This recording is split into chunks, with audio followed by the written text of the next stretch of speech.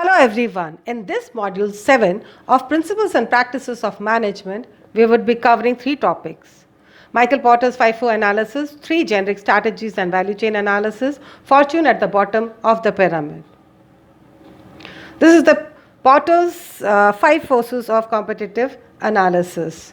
Let's start with the first topic, that is Porter's five forces of competitive analysis. It was developed by Michael E. Porter to help companies assess the nature of an industry's competitiveness and develop a corporate strategies accordingly. So Porter classifies five main competitive forces that affects any market and all industries. So this model aimed to provide a new way to use effective strategies to identify, analyze and manage external factors in an organization's environment. So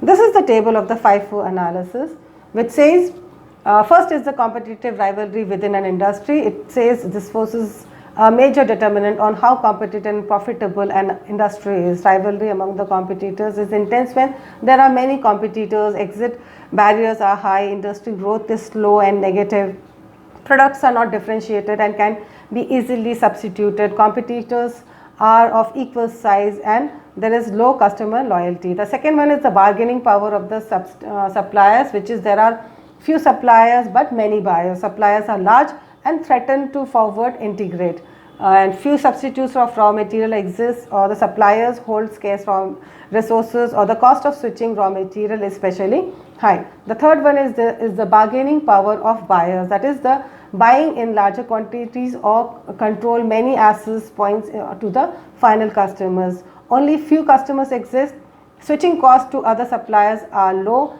then they threaten to backward integrate, and there are many substitutes. Customers are price sensitive. The fourth force is the threat of the new entrants, that is low amount of capital is required to enter a market. Existing companies can do little to retaliate. Existing firms do not possess patent, trademarks, or do not have established brand reputation, or there is no government regulations, and there is no low customer loyalty. Products are nearly identical and economies of scale can be easily achieved. The fifth force is the threat of substitute, that is if the customers switching costs are low, then they can go for substitutes. The second one is if substitute product is cheaper than the industrial product. Third is if the substitute product is of equal or superior quality compared to the industry's product, the threat of substitute is high.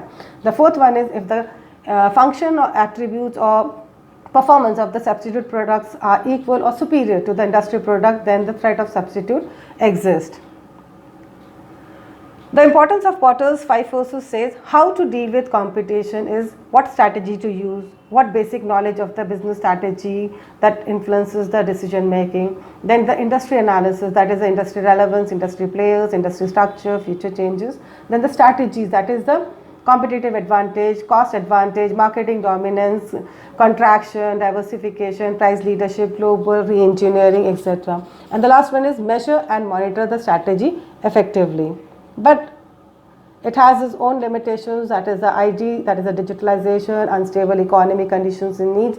Government laws are there, then there's globalization, customer expectations are there, organizations, reinventions are there, and there are few environmental conditions also. So the second topic under this module is the Porter's generic strategy and value chain analysis, which is divided into two. That is the generic strategy, which starts with the if a firm's positions itself by leveraging its strengths. Michael Porter has argued that a firm's strengths ultimately fall into one of the two headings, that is the cost advantage or differentiation advantage. By applying these strengths in either a broad or a narrow scope, three generic strategies result, that is the cost leadership and the differentiation and focus. The first one is the cost leadership strategy. This generic strategy calls for being the low cost producer in an industry for a given level of quantity. The firm sells its product either at average industry prices or to earn a profit higher than that of the rival, or below the average industry prices to gain the market share. In the event of a price war, the firms can maintain some profitability while the competition suffers losses. So the cost of leadership strategy always targets a broader market. The second one is the differentiation strategy, which says it calls for the development of a product or a service that offers unique attributes that are valued by customers and that customers perceive to be better than or different from the products of the competition. So the value added by the uniqueness of the product may allow the firm to charge a premium price for it. The firm hopes that the higher price will be more than that covers the extra cost incurred in offering the unique product. The third one is the focus strategy, which says it concentrates on a narrow segment. Within that segment, attempts is achieved either a cost advantage or differentiation. The premises is that the needs of the group can be better serviced by focusing entirely on it. A firm using a focus strategy often enjoys a high degree of customer loyalty, and this entrenches loyalty discouragement other firms from competing directly. So because of their narrow market focus, firms pursuing a focus strategy have lower volumes and therefore less bargaining power with their suppliers. However, the firms pursuing a differentiation focus strategy may be able to pass higher cost on to customers since close substitute products do not exist. This is the diagram of the three generic strategy. Cost leadership is the superior profits through lower cost. Differentiation is creating a product or service that is perceived as being unique throughout the industry. Focus is concentrating on a limited part of the market.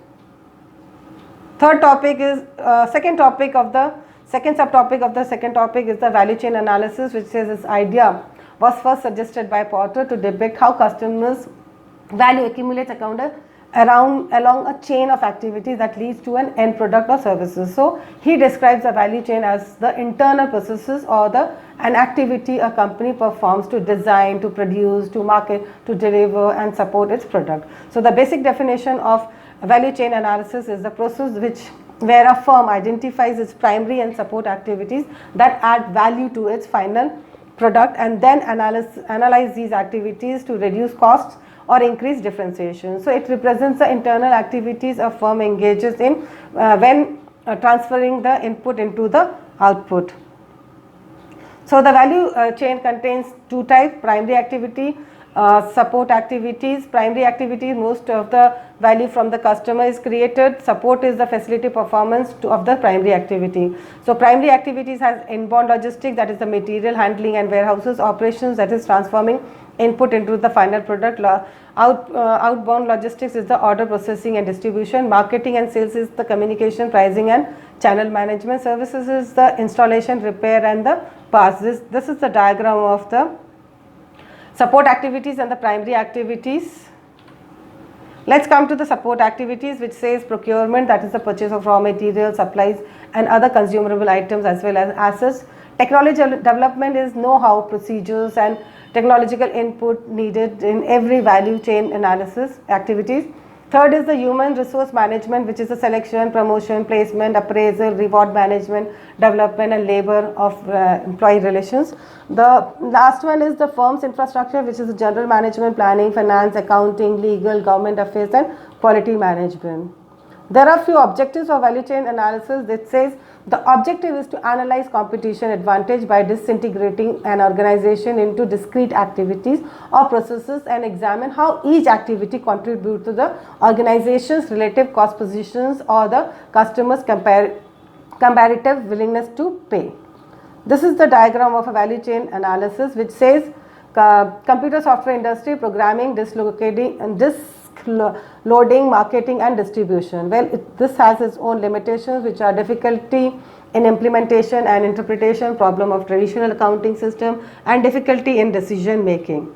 Let's come to the third topic of this model, which says the fortune at the bottom of the pyramid, BOP, that is in economics, the bottom of the pyramid is the largest but the poorest social economic group.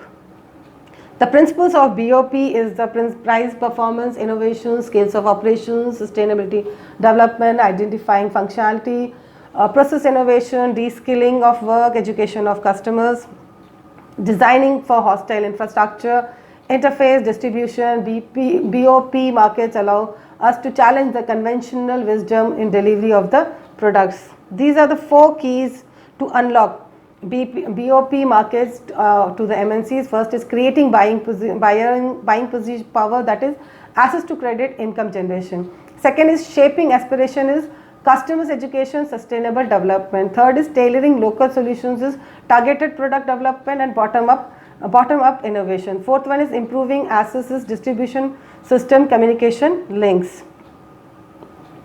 This is the new strategies for the bottom of the pyramid, which is price performance, sustainability, profitability and view of quality. Price performance is the product development, manufacturing and distribution, whereas view of durability is new delivery format, creation of robust product for harsh conditions. Sustainability is reduction in resource intensity, recycling and renewable energy, whereas profitability means the investment in intensity, margin and volume. This is all in this module. Thank you so much.